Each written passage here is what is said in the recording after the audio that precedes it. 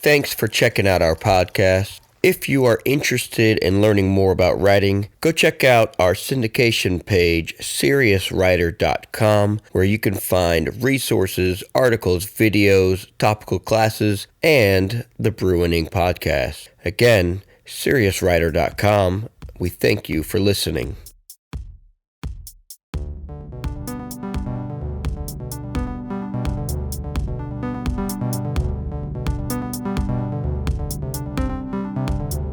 All right, and welcome back, faithful listeners, to another episode of the Brew and Ink podcast. We are happy to be back again at the table in front of each other. We've got Katie. Hello, hello. We've got Britt. What's up? And we've got myself, SM Freehand. What's up? And we are excited to bring you this next season, this next story that we've been brewing and working on and editing and re-editing. And I think we've got a good episode, a good start. I think it's going to be a great story. I mean, it's going to be hard in some ways to beat Singularity. Right. Nothing against Katie at all. But I think the one thing that'll make this one go over the top will be the inclusion of Katie. Oh, yes. Katie's bringing some fresh ideas to this thing. Very needed. And we really needed it. So we're really excited about this next story. Let's talk about what it is. What is it? So this story is called Hero, is a 4-letter word. Yeah. And it's a Western, but it's not set in our typical Western time period. It is a reimagined time period, a reimagined United States. It's kind of the U.S. It's like the U.S. It's like the U.S. West if there had been dinosaurs still around. Right. Yes, that's the twist. Yes, and so it's more of a Western kind of meets fantasy take on late 1800s time period. What if there were dinosaurs that were mostly used for ranching and travel and even meat and things like that. And yes, there's still bovine and other regular horses, but they're not used to the extent. They fill different niches. Yes, they fill different niches. So along with that comes who in their right mind has the ability to even work with a dinosaur within this world. And so that's kind of where the story really focuses on is these quote-unquote cowboys for dinosaurs, which, Katie, you came up with pretty cool nomenclature for that. Yeah, our dinosaur cowboy is the Cereros. It's the Cereros, yes. So we're going to be bringing in some Spanish, there's going to be natives, there's going to be like a lot of the stuff you would have in a normal Western, but it's going to be kind of a fresh, I think it's going to be a really fresh telling of it. We have a really interesting protagonist, in my opinion. Yes. And then, obviously, since I came up kind of with her, obviously. Yes. And that was a great idea, guys. Who came up with that? Oh, no, it was you. And the fact that we're throwing, dinosaurs in there is going to give it a great, cool twist. And we're fantasy lovers. Obviously, you guys know that if you've been listening to the show. And so I think those two dynamics of an older female, which I haven't really seen in a lot of Westerns. Right. I think it's going to make it a really interesting dynamic. And dinosaurs. Yes. And I love the Spanish names that you guys were coming up with, especially Katie. And I really like the ideas of how we're going to do the choices this time. Right. So how are we going to do the choices this time? Yeah, so the way we're going to do the choices this time is we have this little spinny board of options that you can hear. And depending on what it lands on, we're going to have 2 different choices that we give you guys based on different themes or different elements within the story, whether it be the locals in the town or the villain themselves or the dinosaurs. You guys as the listeners, as the readers, are going to get the opportunity to really work with more than just kind of what in the past has been really just the protagonist choices. You're going to really take on the entities of these other characters or other beings within the realm, even like nature, forces of nature and things like that within the storytelling. So the audience this time around will be able to control, through voting, will be influencing the world around our characters. Yes. You guys, our faithful listeners, will be voting on what sort of outside conflicts our characters will be facing in terms of weather, in terms of problems in the terrain or animals that they come across in their journey, even conflicts or interactions with other people in the setting, whether that's the town locals or native tribes, or even certain conflicts with other opposing forces. Right. So I'm really excited about this because it throws in an element of world building. World building. Yeah. Things that we haven't planned for. Yeah. In previous instances, our choices were a little more vetted with how the characters were going to take decisions and certain actions. Directly regarded to what was just written in the scene, rather than almost throwing in a whole new element into the next story. Yeah. And those will give us a lot of freedom in how we write the story, but also like, what does it look like when we're trying to get from point A to point B and you guys voted in a freak snowstorm? Right, or a mudslide that just blocks the road. Something like that. Well, what I like about it is that we're going to give the audience choices, and then the writer is going to be free to use that influence and be creative with whatever that is.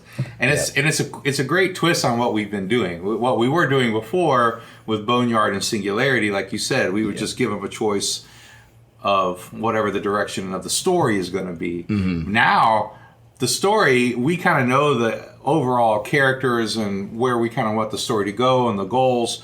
Now it's going to be like, something's going to happen with natives. Well, what's going to happen with the natives? And that is going to introduce a new element to the story that the writer gets to be really creative about.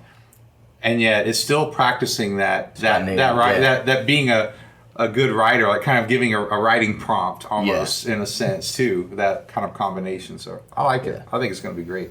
Yeah. And so this first chapter was sort of pretty much written by me, but also we wrote it as a team this time around. Katie had a good little introduction that started with this and prompted us off, and I really enjoyed the writing process that we did kind of over this weekend. Where wordsmithing. Yeah, we were like, I was on there and I was writing, but as I was writing, I had our Google Docs open, and Katie's just filling in all this background and research material, and so I'm pulling from there. So like we were almost co-writing at the same time in a live, rather than completing a draft, sending it out, and then everyone gives an edit, and then the drafts come back, and then we work through it from there.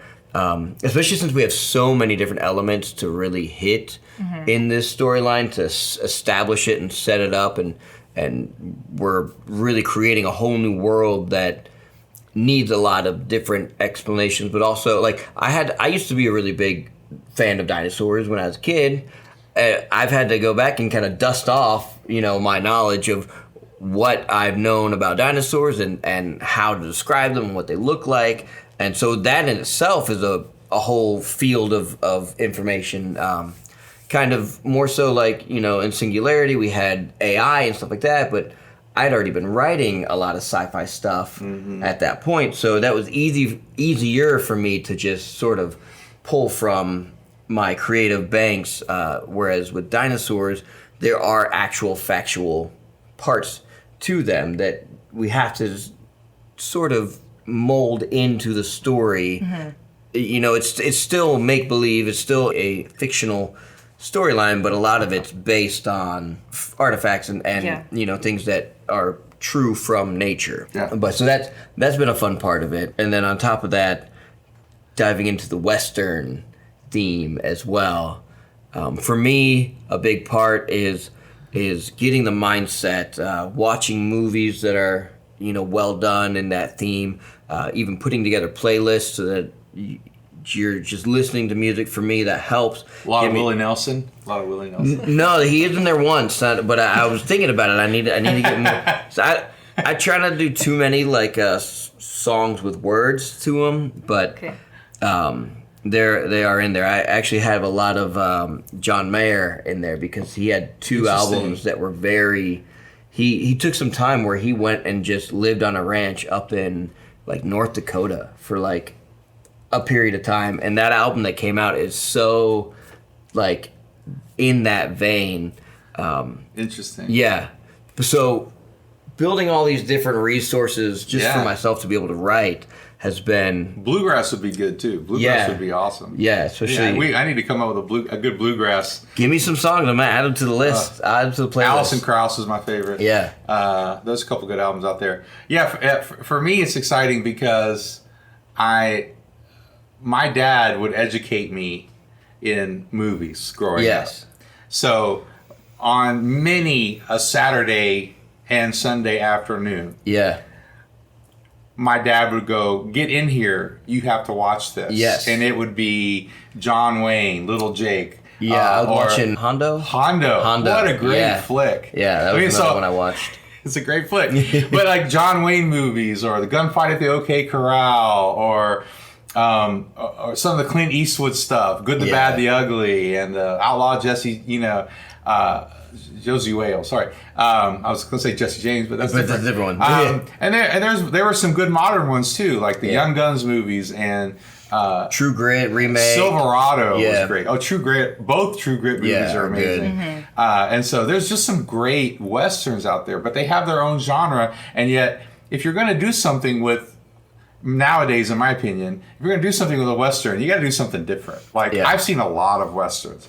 And so I just like what we've done with them. But for me, it's a little nostalgic because it's I've never written a western before, but I have all of this kind of background in watching those movies and enjoying them. And then Katie was finished watching all The Mandalorian. Yeah. And our idea, one of the best modern westerns. Well, I wouldn't technically call it a western, but it's got some of the tropes. There's a true Mexican standoff. Yeah. Man, that was so good. I was complaining last week about how the new trilogy doesn't have enough aliens. Yeah. Oh, and just my heart is overflowing with quality aliens. Yes. It's such a good story. At the very end, it saves the day without being a deus ex machina, showing how different threads have been carefully woven throughout the whole series. And it's just very thoughtfully and very well put together. Yeah. Totally agree. My husband and I really enjoyed it. Yeah. But as for four-letter word, I'm very excited about this because I pitched this idea after we after we had finished Boneyard. Yep. And was it Boneyard or it was Boneyard? Was it after Boneyard? Yeah. So we were in the middle of season 2, which was our flash fiction competition, and she pitched it. Yeah.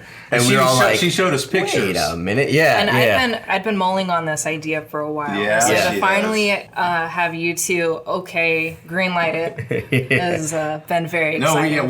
We wanted to do it, and they were like, we got to call Katie and see if she's going to do this with us because I don't know if we can do this without her. Right.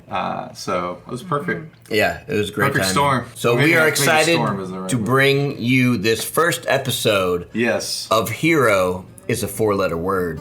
Booyah. Booyah.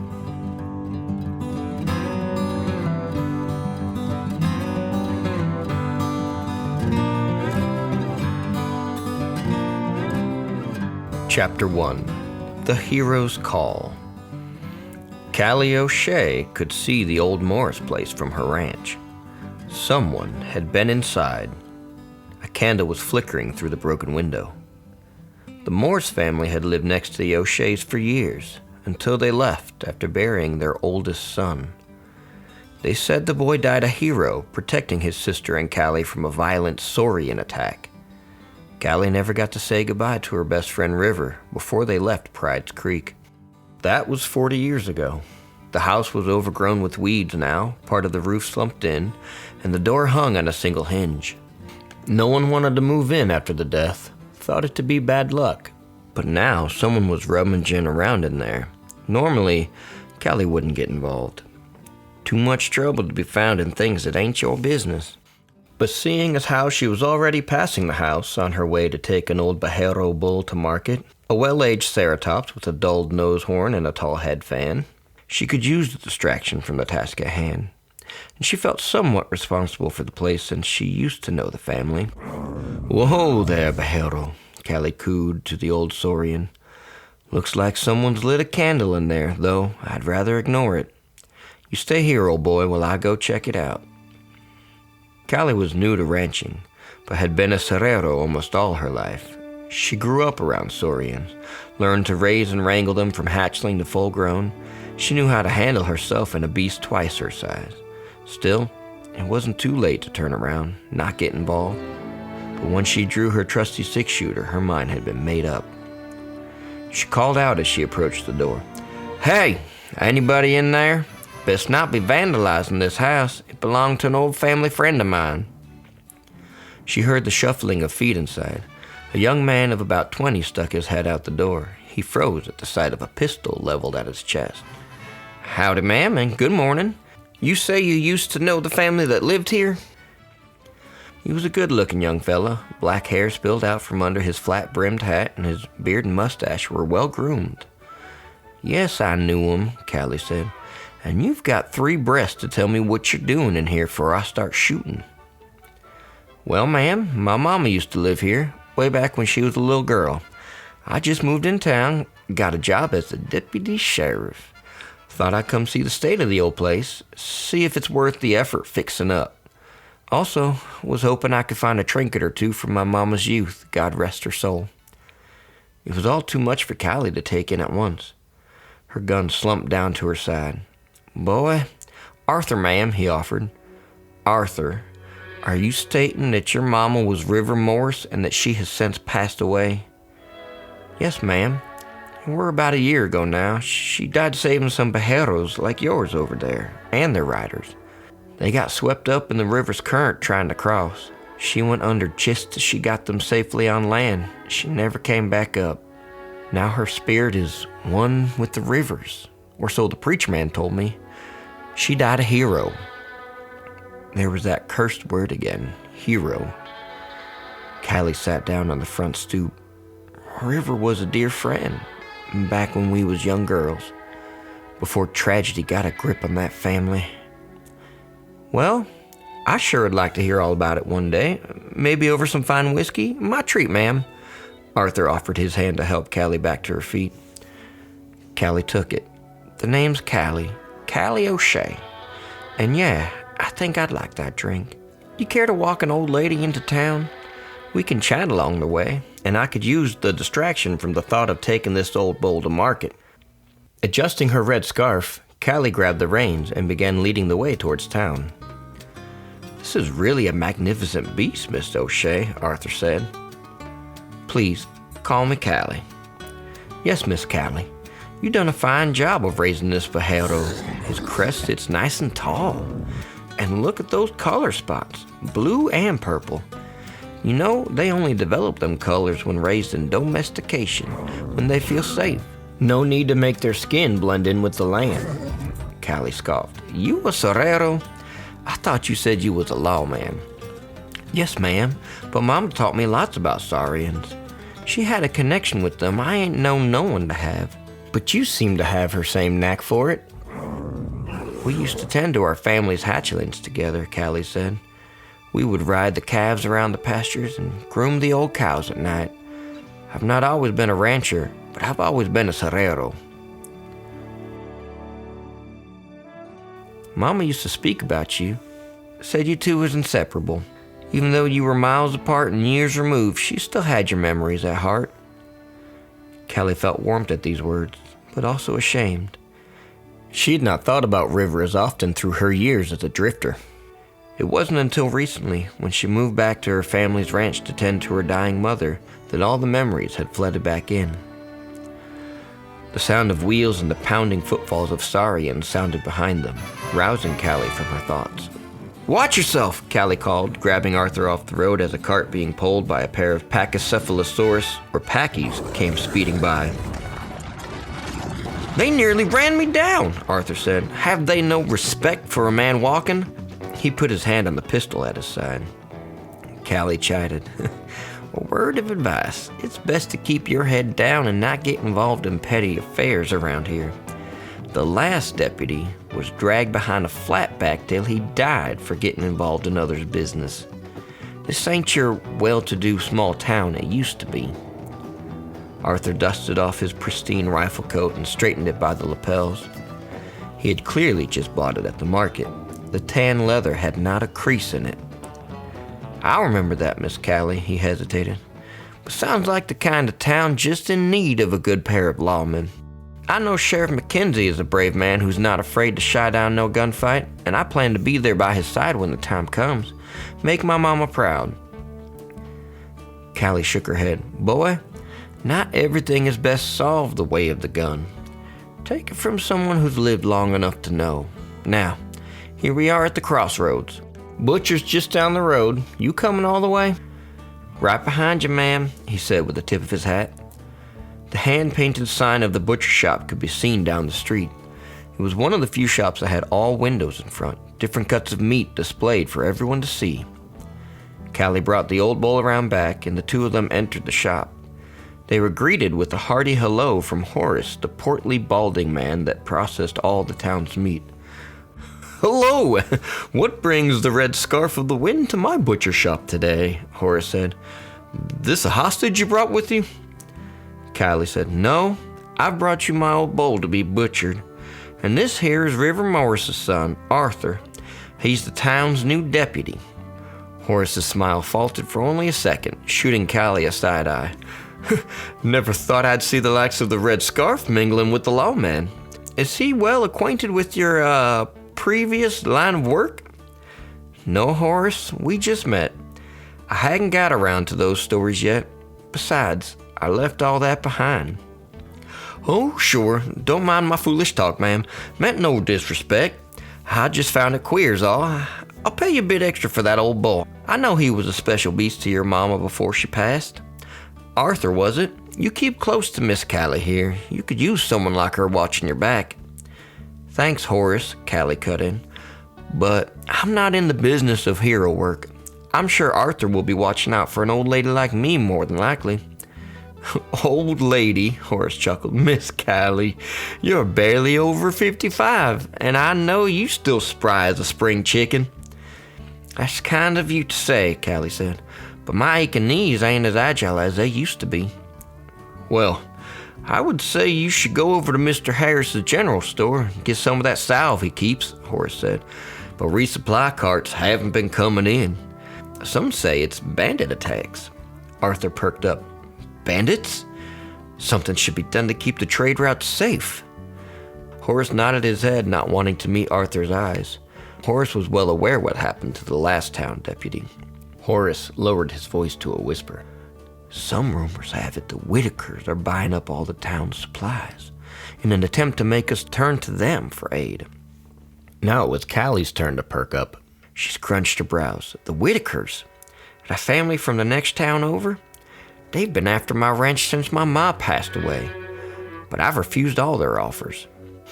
"Yeah, they've been trying to get various pieces of land here in Pride's Creek," Horace said. "A few folks have accepted their offers, though they seem to be under questionable situations. Someone needs to look into it." Arthur nodded. "Now that you mention it, someone approached me the other day about my mama's old property. But I told them, no, I got plans to fix it up, so I sent them away. I should look into this." Callie sighed as she counted her money from the butcher. "Arthur, I wouldn't get involved in this. No need to stick your neck out when it's not required. But ma'am, I gotta do something. It's my duty." "All right, fine," Callie deferred. "Come with me and meet Mr. Harris." She stuffed the coin from the butcher into her pouch. Then Callie led Arthur across the street to Neil Harris's shop, where there was a notice on his front post. Dear all who patronize my shop, I have left town for a few days to gather some needed supplies as the regular supply chain has been disrupted. If I am not back within a fortnight, please send someone to find me along the northern roads towards Allagash, between where the natives hunt and the wild Sabahasoras roam. Sincerely, Neil. This was over a week ago, Callie determined from the date in the lower corner. Allagash is only a 2 nights ride. He should have been back by now. Arthur scrunched his eyes, reading. Didn't he say not to worry for a fortnight? He's still got another week. Another week and the trail goes cold, Callie said. If you want to be playing the hero, you best get a start on riding north. But I warn you, ain't nothing good between here and there, you hear? You may want to bring more than a little 6-shooter. Yes, ma'am. I'll be sure to take precaution. Guess I best go tell the sheriff and get my saurian ready to ride. Best be on your way, Callie said, and rode off without looking back. But something in her warned against letting him take this trip alone.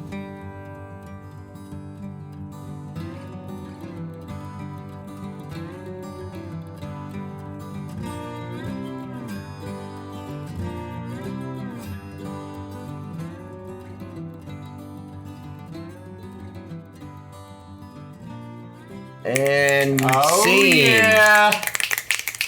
So there it was, episode 1 of season 6. We hope you guys like that. We hope you guys are intrigued by it, kind of what we've set up and where the characters are coming from, where they're going. You've got kind of that reluctant hero thing going on. You've also got some twists that'll be definitely coming up in the next episode. But first, we need to give you guys some options. And we have here the trusty wheel of decision making. What should we call this? The wheel. Malfortune. Yeah, the wheel of malfortune. I like it. So we're going to give it 2 spins. So you can get 2 different themes from which your choices will be given. All right, so spin number 1. So the locals. Yeah, that's appropriate. Yeah, that is very appropriate. So somehow the locals are going to get involved in some way that is problematic, I would assume. Maybe they're helping out. Number 2 is going to be the Saurians. So something with the dinosaurs. The Saurians are going to cause a problem. Do what Saurians do and just throw a wrench in not a wrench. What would they throw? They would claw, a tooth, a tooth, a tail, a claw. Yes. So there you have it. Your choices are to choose whether you want the locals to affect something or the Saurians, the dinosaurs, to affect something further in the next episode. Sort of that curveball that comes in. And you're going to give the next writer this prompt. Yes. And until then, you should definitely go and check out our Facebook page, our Twitter, Instagram, but most importantly, our Patreon page. Yes. It is up, it is active, and we would love to have you guys getting on there and not only subscribing, but also sharing to your friends and family and getting on there and putting input. Let us know what you think about the extra content. Let us know what kind of content you would love to see at different So you're tiers. definitely going to get some extra content from last season. Some of the divergent paths, you're going to get some of those. And then this season, the divergent paths that we're going to be putting on the Patreon page are going to be some extra backstories of different characters, different little kind of vignettes, as it were. Yes. And so there's going to be some really cool extra content on the Patreon page. We're going to have more interviews this season. We're going to have more interviews and reviews, but even more of that's going to be on the Patreon page. So so there's going to be plenty of stuff on there, and some pictures of ourselves. Maybe and then there's already a couple videos on there. A couple videos. And then there's going to be, so there's swag on there that you get at the different levels. So check it out. Yep. And I think that wraps it up for this episode. I think so. Yeah, so as we always say, raise a glass to inspiration And stay inspired, guys.